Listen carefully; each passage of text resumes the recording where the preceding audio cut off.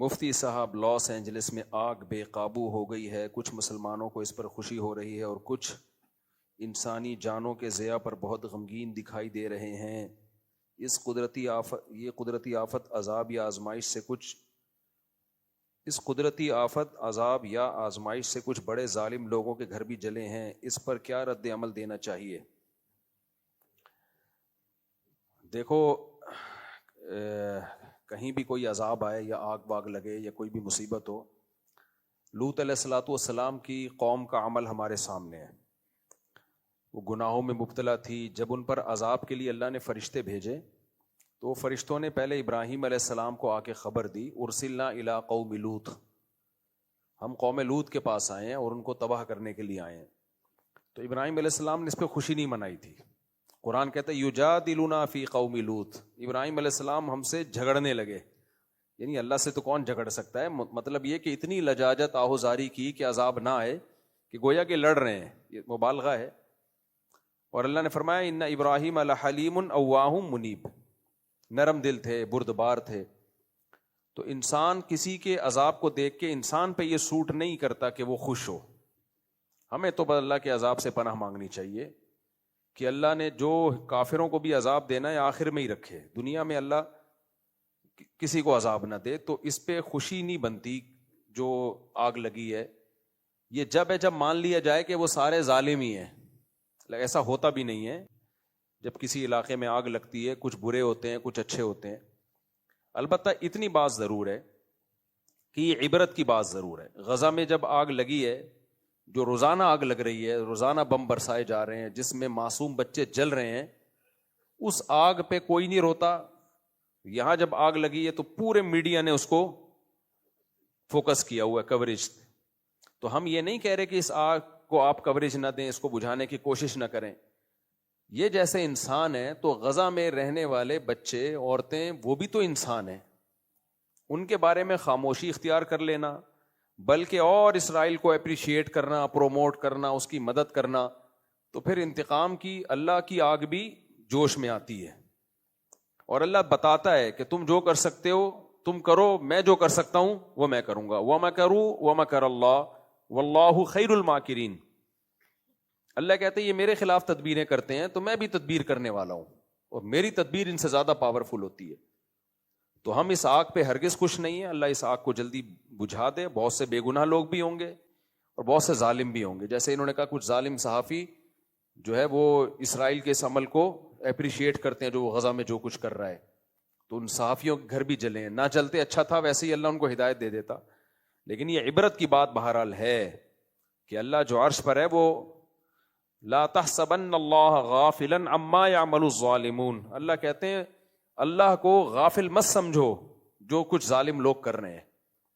تو اس لیے دنیا کو دونوں آگوں کے خلاف آواز اٹھانی چاہیے، دونوں آگوں کو بجھانے کی کوشش کرنی چاہیے۔ لاس اینجلس میں جو آگ لگی ہے اس کو بھی بجھانے کی کوشش کریں، لیکن میرے بھائی جو غزہ میں آگ لگی ہوئی ہے نا، اس کو بھی بجھانے کی کوشش کرو، اور اس سے عبرت حاصل کرو کہ ایک آگ اللہ انسان لگاتا ہے اور کچھ آگیں اللہ بھی لگا لیتا ہے۔ ہم تو حیران ہو رہے ہیں امریکہ جیسے ملک میں آگ لگ کیسے گئی۔ یورپ، امریکہ، کینیڈا، جاپان، ان ملکوں میں گیا ہوں، آگ سے بچنے کے لیے انہوں نے اتنی تدبیریں اختیار کی ہوئی ہوتی ہیں کہ آپ کی سوچ ہے۔ ہر بلڈنگ میں فوارے لگے ہوئے ہوتے ہیں، آٹومیٹیکلی آگ لگے گی تو یہ خود بخود یہ آن ہو جائیں گے۔ اور سڑکوں کے کنارے سڑکوں میں جو ہے نا ایسی جال بچھایا ہوا ہوتا ہے گیسز کا، کہ جیسے ہی یا پانی کی لائنیں الگ سے ہوتی ہیں کہ آگ لگی تو یہ خود بخود کھل جائیں گی۔ اتنا ان کا آگ بجھانے کے ان کے جو سروسز ہیں وہ اتنی ایکٹیو ہیں کہ آپ سوچ بھی نہیں سکتے، اس کے باوجود لگ جاتی ہے۔ وجہ اس کی ہے بھائی اللہ سے کوئی لڑ نہیں سکتا، اللہ سے کوئی لڑ نہیں سکتا۔ حادثات بہرحال ہوتے ہیں، تو ہمیں ڈرنا چاہیے کہ جو اللہ ہے نا عرش پر وہ غافل نہیں ہے۔ تو اتنی بات ضرور ہے کہ ان بڑی طاقتوں کو ہوش کے ناخن لینا چاہیے کہ آپ غزہ پہ جس طرح سے خاموش ہو۔ ٹھیک ہے کچھ لوگ احتجاج، وہاں بھی امریکہ میں بھی عوام احتجاج کرتی ہے، یہ سارے امریکہ ایک جیسے نہیں ہیں، بہت سے لوگ غزہ کے حق میں آواز اٹھاتے ہیں، یو کے میں بھی، آسٹریلیا میں بھی، کینیڈا میں بھی، ہر جگہ آوازیں اٹھ رہی ہیں، لیکن وہ اتنی پاورفل آوازیں نہیں ہیں کہ اسرائیل باز آ جائے اس ظلم سے جو وہ غزہ میں کر رہا ہے۔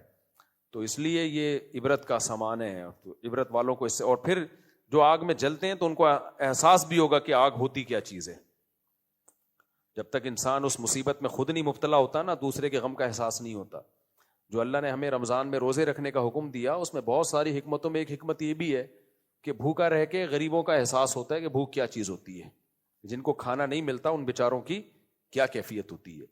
تو اللہ کی طرف سے آزمائشیں, اللہ تعالیٰ اس آگ کو جلدی بجھائے اور اس عذاب کو جلدی ٹالے, ختم کرے, اور لوگ جتنے جو زخمی ہیں اللہ ان کو جلد سے جلد شفا دے. لیکن اللہ اس سے ان ظالموں کو سیکھنے کا موقع بھی دے, عبرت کا موقع دے کہ جنہوں نے غزہ میں آگ لگائی ہوئی ہے, یا آگ لگائی تو نہیں ہے لیکن اس آگ کو وہ پروموٹ کر رہے ہیں, اپریشیٹ کر رہے ہیں, ظالموں کو کی حوصلہ افزائی کر رہے ہیں, یا اس آگ لگانے میں ان کے شریک بن رہے ہیں.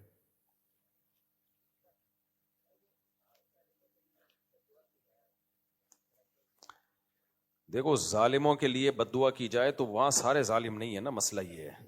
اسپیسیفک ظالم کے لیے بد دعا کرنا تو جائز ہے, وہ بھی شدید حالات میں جب ظلم بہت بڑھ جائے تو اللہ نے اجازت دی ہے, لیکن پھر سے وہ صرف ظالم کی حد تک محدود رکھی جائے نا. میں گیا ہوں لاس اینجلس, سارے ظالم نہیں ہیں وہاں, بہت سے نیک لوگ بھی رہتے ہیں, بہت سے امریکی بھی ایسے ہیں جو اسرائیل کو سپورٹ نہیں کرتے, وہ غزہ کے حق میں, وہ غزہ پہ جو ظلم ہو رہا ہے اس کے خلاف ہیں. لیکن جب اس طرح کے اجتماعی عذاب آتے ہیں وہ تو سبھی لپیٹ میں آتے ہیں پھر اس کی. آج کل بہت سی امریکیوں کو مسلمان بنانا دنیا کا سب سے آسان کام ہے. باہر ملکوں میں ایک چیز کا ہمیں اندازہ ہوا کہ وہاں سب سے آسان کام غیر مسلم کو مسلمان بنانا ہے. تو وجہ اس کی ہے کہ وہ خالی کاغذ کی طرح ہیں, ان کی خاندانی روایات تو ختم ہو گئی نا. انڈیا میں جب ہندو مسلمان بنتا ہے نا تو اس کی پرمپرا اور پیچھے پورا خاندان اور وہ دھمکیاں اور قتل. گوروں کے یہاں تو یہ سیٹ اپ ہی نہیں ہے, چچا ماموں والا, صحیح ہے نا. اس کی انڈیویجول لائف ہے, وہ لائف کو انجوائے کر رہا ہے, اس کو تمیز سے بات سمجھاؤ وہ سمجھ جائے گا, وہ مان جائے گا وہ. لیکن وہاں کوئی تمیز سے یہ کام کر نہیں رہا, کر رہے ہیں لیکن بہت محدود پیمانے پر کام ہو رہا ہے. ورنہ کوئی صحیح طریقے سے کام کرے نا.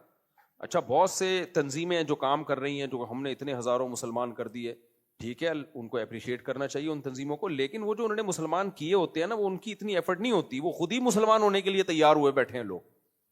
میں ملاوی گیا تو ایک بندہ لانچ میں نہیں, جس کی میں نے ولاگ بھی بنایا, ایک افریقی آیا, کرسچن تھا, وہ کہتا ہے میں ہماری داڑیاں ٹوپیاں دیکھی, کچھ مستورات بھی تھی ہمارے ساتھ, تو وہ ان کا پردہ وردہ بھی, نماز سب دیکھا اس نے, تو ان کی عورتوں کو تو پردہ ہی نہیں ہوتا.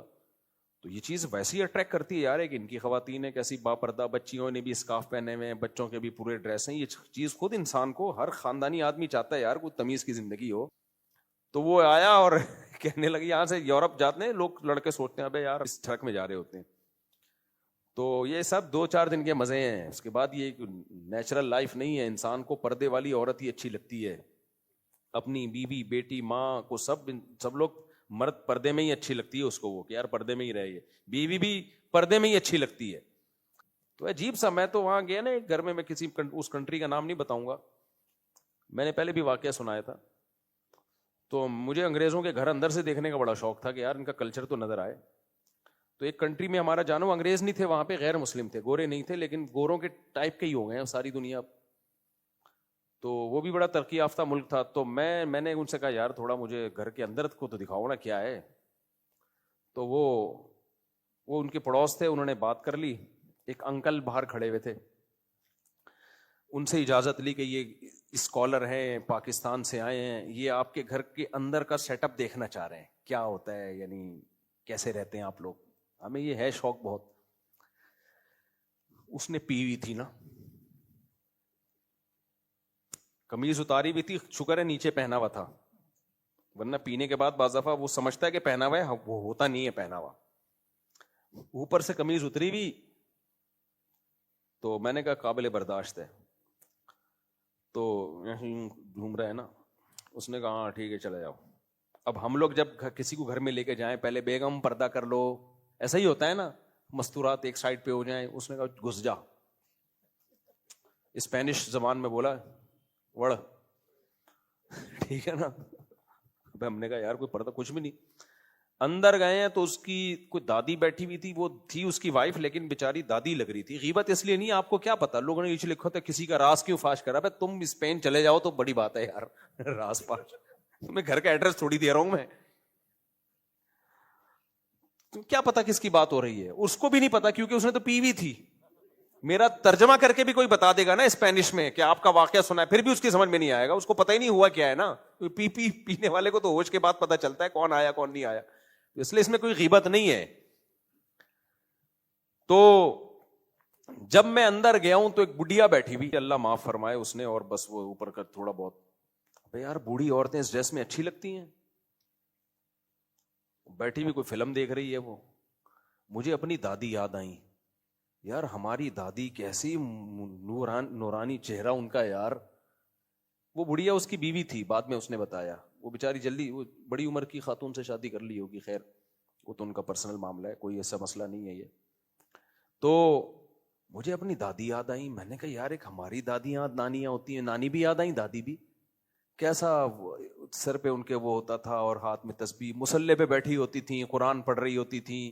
اتنے چادریں تھی نا ہماری دادی کی ایک ہی مصلے پہ, اور وہ اپنے زمانے کے جہیز کا ایک بکسا رکھا ہوا تھا. ان کی انٹرٹینمنٹ ہماری دادی کی تھی کتھا پان, ایک پورا وہ ڈبہ تھا, اس میں سروتا اور کتھا اور چونا اور یہ زیادہ یہ تھا, وہ لگایا یوں رکھا اور پھر اپنا اللہ اللہ کرنا لگی.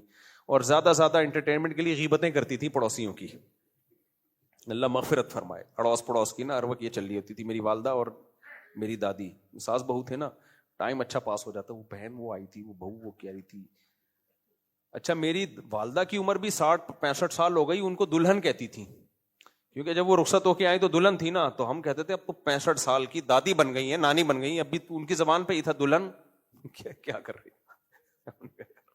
خیر, تو میں نے کہا یار ایک ہماری دادیاں ہوتی ہیں اور یہ بیچاری, اور گھر میں کوئی تیسرا فرد نہیں.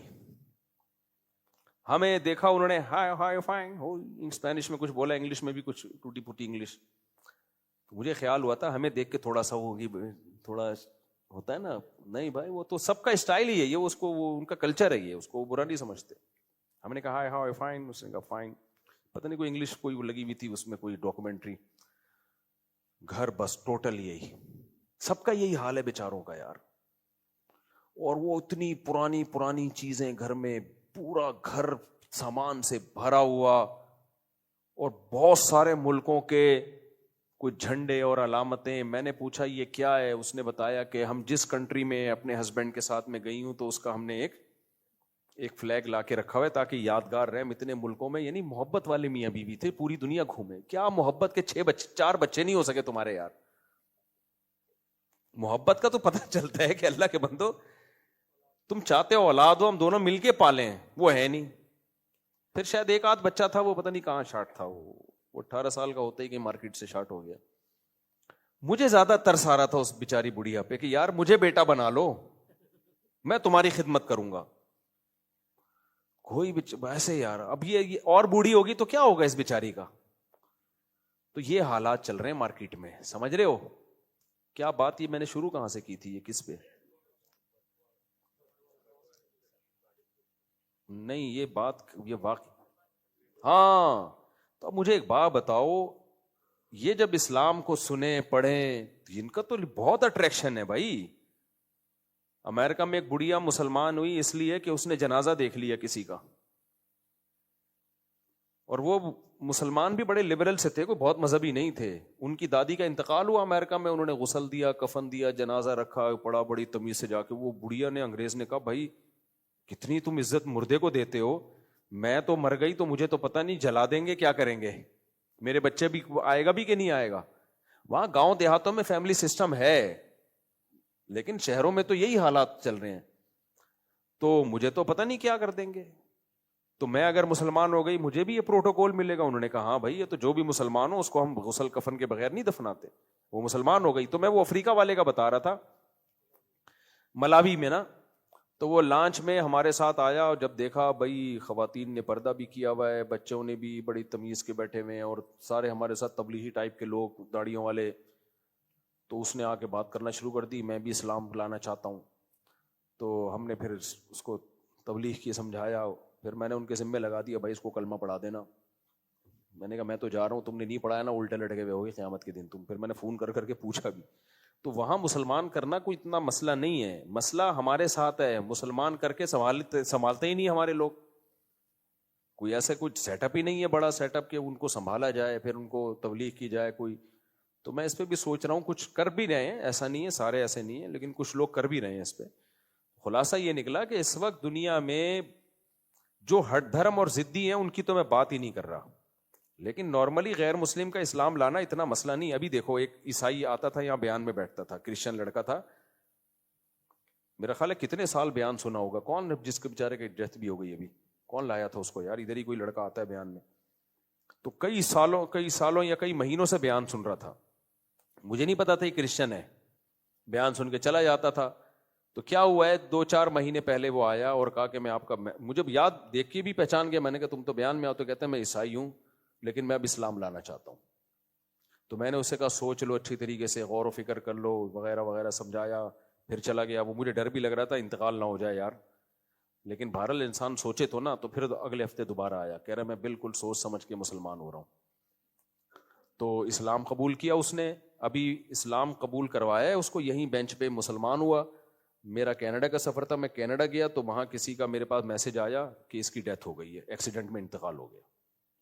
میں نے کہا کون؟ میں پہچان نہیں رہا، تصویر میں نے کہا بھائی یہ تو وہی ہے جو ابھی ہے. لیکن مجھے وہ حدیث، ایسے بہت واقعات اپنی زندگی میں دیکھے ہیں بھائی. تو حدیث میں آتا ہے کہ انسان برے عمل کرتے کرتے کرتے ایک بالش جہنم کے قریب پہنچ جاتا ہے، لیکن اللہ کے علم میں ہوتا ہے کہ یہ جنتیوں میں سے ہے. صحیح ہے نا؟ صحیح حدیث ہے. تو اتنا جہنم کے قریب ہو کر وہ اعمال شروع کر دیتا ہے تو جنتیوں والے ہوتے ہیں. اور اس کے الٹا بھی ہوتا ہے، نیک عمل کرتے کرتے جنت کے ایک بالش قریب ہوتا ہے، لیکن اللہ کے علم میں ہوتا ہے کہ یہ جائے گا کہاں؟ جہنم میں. عین وقت پہ مرتد ہو جاتا ہے، اس کو پتہ نہیں ہوتا اس کے بعد میری موت ہے.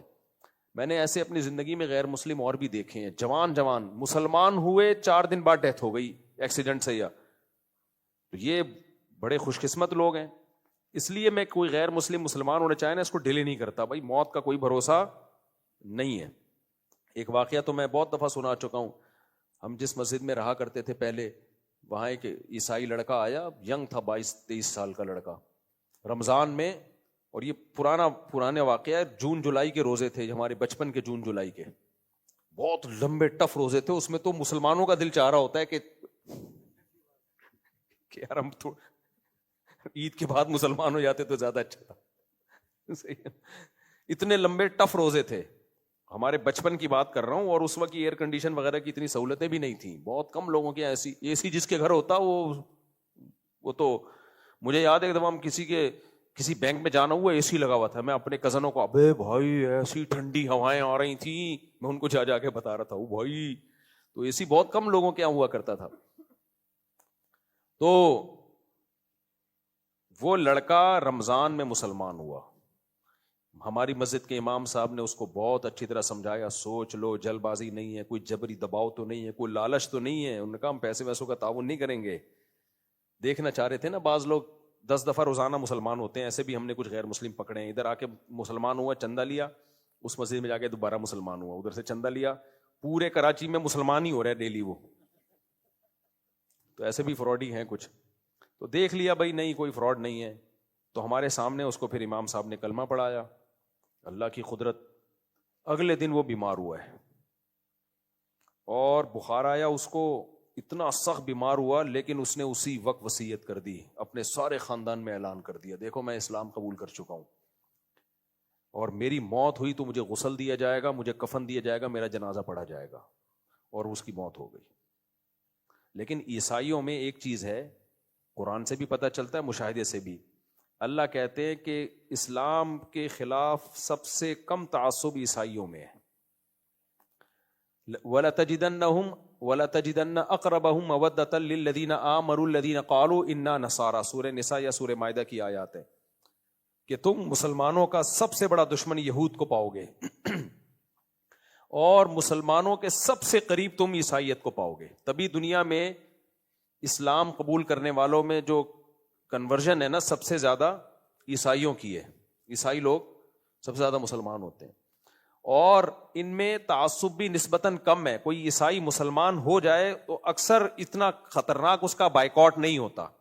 ہمارے بھی کرسچن کچھ دوست تھے نا, اسکول میں پڑھتے تھے, تو ان کے ہم دیکھتے تھے ان کے والدین کو زیادہ سختی نہیں کرتے, وہی جو ٹھیک ہے. تو بلکہ بہت براڈ مائنڈیڈ سب نہیں ہوتے, کوئی لوگ ایک دم کمنٹ شروع کر دیتے ہیں فلاں جگہ. بھائی میں 100% کی بات نہیں کر رہا, میں میجورٹی کی بات کر رہا ہوں. تو انگریزوں کا اصل مذہب بھی چونکہ عیسائیت ہے, وہ بہت آرام سے مسلمان ہو جاتے ہیں. ابھی کینیڈا میں ایک انگریز ملا, میں نے پچھلی دفعہ بھی واقعہ سنایا تھا, داڑھی ماشاء اللہ, اس کی فیملی کے ساتھ آیا ہوا تھا, ہوٹل میں مجھ سے ملا, کہتا ہے میں تو ٹوٹی پھوٹی اردو تھی, کہتا ہے کہ میں عیسائی تھا. میں نے کہا مسلمان کیسے ہوئے؟ کہہ رہے میں بائبل پڑھتا تھا, ایک دن میں نے قرآن پڑھا تو میری تو آنکھیں کھل گئی کہ اتنی واضح آیات, اتنی واضح توحید, اتنے واضح احکام. کہہ رہے بس میں نے ارادہ کیا مسلمان ہوتا ہوں. مسجد میں گیا, تبلیغ والے آئے ہوئے تھے 20 سال پہلے, ان کے ہاتھ پہ مسلمان ہوا. پھر مولانا شیخ الحدیث مولانا زکریا رحمۃ اللہ علیہ کا امریکہ میں مدرسہ تھا یار, انہوں نے بھی بڑے کام کرے گئے ہیں یار. کیا کیا کیا کام کر دیے یار انہوں نے. افریقہ میں ان کا کام, یو کے میں تو مدارس بھرے ہوئے ہیں, ساؤتھ افریقہ تو پورا فتح کر لیا ہے. سارے شیخ الحدیث مولانا زکریا کے خلیفہ ہیں ساؤتھ افریقہ میں, مدرسے ہی مدرسے, زیمبیا میں, ملاوی میں, جہاں بھی جاؤ بھائی, اور گئے بھی ہیں. آدمی کہتا ہے یار یہ کیا تھے یار یہ. پھر تبلیغ جماعت کو جو اتنی ترقی ملی ہے اس میں حضرت شیخ الحدیث مولانا زکریا رحمۃ اللہ کا بہت بڑا دخل ہے. تو اتنا کام اللہ نے ان سے لیا ہے. کہہ رہے ان کے مدرسے میں گیا, امریکہ میں ان کا مدرسہ اس وقت ان کے خلیفہ نے بنایا, پھر تو وہاں پڑھا, عالم بنے, پھر دنیا میں سفر کیا. بہرحال تو جو سب سے زیادہ اسلام قبول کرنے والے لوگ ہیں نا وہ عیسائی ہیں. ہندو بھی ہوتے ہیں بہت سارے, ایک ہندو لڑکا بھی یہاں مسلمان ہوا, وہ بہت مضبوط ایمان والا ماشاءاللہ. اپنے والد پہ اس نے اتنی محنت کی, لڑکا تھا بیچارہ نوجوان سا بالکل, اتنی محنت کی. والد مسلمان نہیں ہوتے تھے, والد بیمار ہو گئے بالکل آخری وقت نا, فالج ہو گیا ان کو. پھر والد نے آمادگی ظاہر کر دی, پھر اپنے ابا کو میرے پاس لایا, ان کو ہم نے کلمہ پڑھایا, اور چند دنوں میں ابا کا انتقال ہو گیا. تو ہم نے کہا دیکھو یار کتنی ایک اس کے لیے خوشی کی بات ہوتی ہے نا. تو غیر مسلم بہت آسانی سے ہوتا ہے دم ہمارے اندر. ایک تو ہمارے آپس کے پھڈے, جب یوٹیوب پہ کسی مذہبی اسکالر کو سنو نفرت ہی پیدا ہوتی ہے. وہ فلانا ایسا ہے, وہ فلانے نے اپنی کتاب میں یہ لکھا, فلانے نے اپنی کتاب میں یہ لکھا, فلانے. ابے تو چھوڑ دے, تو بتا صحیح کیا ہے, بس اتنا کافی ہے. فلاں کی ٹانگیں کھینچنے کی ضرورت. وہی ہے ایک آدمی تہجد میں دعا مانگ رہا تھا, اے اللہ یہ سارے سو رہے ہیں, میں اکیلا تیرے سامنے جاگ رہا ہوں, فلانا بھی سو رہا ہے, فلانا بھی سو رہا ہے. تو فلانے نے منڈی نکالی اپنی کمبل سے, بولا کم بخت تو اپنی تعریفیں کر, ہماری غیبتیں کیوں کر رہا ہے بیٹھ کے. تو یہ طریقہ ٹھیک نہیں ہے. فلانا نے یہ لکھا تو فلانا, ایسے تو کوئی بچے گا ہی نہیں میرے بھائی.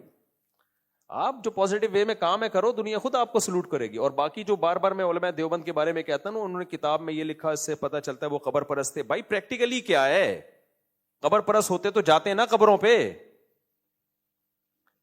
مولانا تھانوی رحمۃ اللہ علیہ قبر پرست تھے, یا اشرف علی رسول اللہ کلمہ پڑھایا انہوں نے, تو دیوبندی پڑھا رہے ہوتے نا کلمہ ان کے نام کا. سب سے زیادہ ختم نبوت پہ کام تو علماء دیوبند نے کیا ہے, دوسروں کو بھی سکھایا ہے. ائمہ حرم کے دورے مولانا مظہور چنیوٹی صاحب کرواتے رہے پوری دنیا میں, ان کو پتا تھا یہ سب سے زیادہ ایکسپرٹ ہیں ختم نبوت کے مسئلے میں. تو ایک چیز لکھی ہے, آپ دیکھ رہے ہو پریکٹیکلی دنیا میں ایسا ہے نہیں عملی طور پر, نہ علماء دیوبند قبر پرست ہیں. ہمارے جتنے اکابر کی قبریں دارالعلوم کرنگی میں جا کے دیکھو, سب ایک بالش قبریں, مٹی کی سادہ قبریں ہیں. تو پھر مردے اکھاڑنا, اس نے یہ لکھا, بھائی کیا قصہ پرانا ہو گیا. مولانا مودودی رحمۃ اللہ علیہ نے بھی بہت کچھ لکھا ہے. لوگ میرے سامنے آ کے کہتے ہیں, میں کہتا ہوں لکھا ختم. اب جماعت اسلامی میں اگر وہ چیزیں نہیں ہیں تو پرانے مردے اکھیڑنے کی کیا ضرورت ہے یار, کیا ضرورت ہے ہم کسی کے اکھاڑیں, اس نے یہ لکھا, اس نے وہ لکھا. لیکن ہوتا کیا ہے, جب کوئی آپ کے اکابر پہ کیچڑ اچھالتا ہے, پھر آپ اس کے پہ کیچڑ اچھالتے ہو, تمہارے نے یہ لکھا, پھر وہ تو اسلام تو دنیا میں پھیلنے سے رہا. علماء دیوبند نے دنیا میں توحید متعارف کروائی ہے. میرے والد صاحب بیعت تھے حضرت شیخ الحدیث مولانا زکریا رحمۃ اللہ علیہ سے بھی ان کا تعلق تھا, اور مولانا حسین مدنی رحمۃ اللہ علیہ کے ساتھ بھی ان کا تعلق رہا ہے. ہم نے اپنے والد کو کہیں سے بھی قبر پرست نہیں دیکھا. اگر ہوتے تو میں قبر پرست ہوتا, میرے ابا ہوتے. ہمارے دادا بیعت تھے حضرت رشید احمد گنگوئی رحمۃ اللہ علیہ سے, انتہائی درجے کے توحید پرست تھے. میری دادی عبد الرحیم رائے پوری رحمۃ اللہ علیہ سے بیعت تھی. 40ویں کا کھانا نہیں کھاتی تھی وہ قبر پرست ہوں گی جو 40ویں کا کھانا نہیں کھا رہی. صحیح ہے نا. وہ کہتی ہے مجھے اس کھانے سے مردوں کی بو آتی ہے، 40 روپے کے کھانے سے، مردوں کے نام پہ جو دیگیں پک رہی ہیں. تو علماء دیوبند ہی کی وجہ سے آج توحید ہے دنیا میں، بر صغیر میں. یہ نہ ہوتے تو پھر کون توحید سکھا رہا تھا؟ اہل حدیث تو بےچارے وہ بھی توحید پرست ہوتے، لیکن مائنورٹی میں 1% بھی نہیں ہے وہ، ان کی تعداد پورے بر صغیر میں 1% بھی نہیں ہے اہل سنت والجماعت میں. تو 1% کا کیا اثر ہوگا؟ ہے وہ بھی توحید پرستی ہوتے ہیں اہل حدیث میں، ان کو وہ ایک پازیٹو چیز ہے ان کے اندر. لیکن توحید ہندوستان میں اگر ہے آپ کی وجہ سے نہیں، آپ تو 1% ہو بھائی. آپ کو سننے والے کتنے ہیں؟ بہت تھوڑے لوگ ہیں. جو بڑا فرقہ ہے ہندوستان میں، جو بڑی تعداد میں ہوتی، یا دیوبندی ہے یا بریلوی، جن کا اثر ہے 99% تو یہ لوگ ہیں. تو اگر ہندوستان میں قبر پرستی نہیں ہے تو ٹھیک ہے، اہل حدیث قبر پرست نہیں ہوتے، لیکن ہندوستان میں قبر پرستی اگر جہاں جہاں نہیں ہے تو وہ نہ نہیں ہے علماء دیوبند کی وجہ سے، سمجھ رہے ہو؟ اور جہاں ہے تو علماء دیوبند کے علاوہ کی وجہ سے ہے وہ. تو جنہوں نے توحید تبلیغ جماعت تو علماء دیوبند کی پیدا کردہ جماعت ہے. تو یہ لوگوں کو قبر پرست بناتے ہیں یا اللہ سے ہونے کا یقین دلاتے ہیں؟ تو جب ایک اتنی بڑی حقیقت آپ کے سامنے ہو، اس کے بعد کہنا. اور ارواح ثلاثہ مولانا اشرف علی تھانوی کی کتاب نہیں ہے، 20 دفعہ ہم بتا چکے ہیں، ہر تھوڑے دن میں کچھ نکال کے لائے ہوتے ہیں. ارواح مولانا اشرف تھانوی کی کتاب پڑھنی ہے، بہشتی زیور پڑھو.